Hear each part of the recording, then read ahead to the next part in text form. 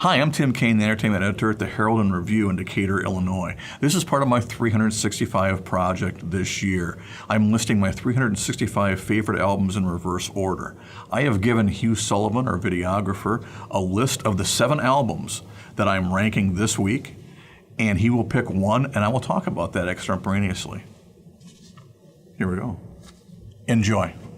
This week's selection is number 339 on the big list, Sticky Fingers by the Rolling Stones.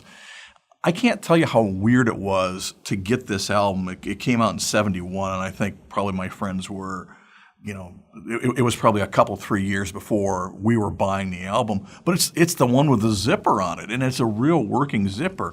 And obviously, for somebody who's under the age of 30, you're not going to understand how weird it was. First of all, to go into record stores that had this thing and shrink wrapped it, and either the zipper, the real zipper that was part of the cardboard album cover, would either tear that plastic, or people would go by and mess with the zipper against the plastic, and somehow it'd be peeled off, and then you would anxiously open it to see what's inside. Well, it's a guy's underwear. What a strange introduction to an album that contains one of my favorite Rolling Stone songs ever, Brown Sugar, and then one of my next favorite Rolling Stone songs ever, Bitch.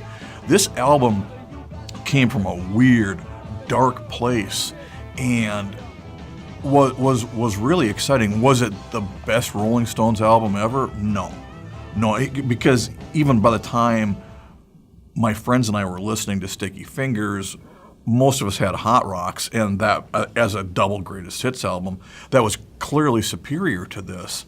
But man, this was an album that had songs about drugs and junkies and drunks and loose women and whipping people and slaves and strange dark things, and it was stuff like that enhanced the Rolling Stones' reputation, as far as we were concerned, more than anything else. More than their appearance, more than the fact that we were seeing them in what at the time was the equivalent of tabloids, or the equivalent of Perez Hilton, or the equivalent of TMZ.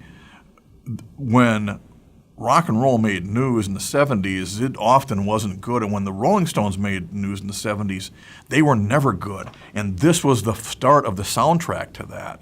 And there's plenty more Rolling Stones albums to come on this list, but this one is probably the bleakest and darkest, and I find one of the most interesting. I bet your mama was the treasure.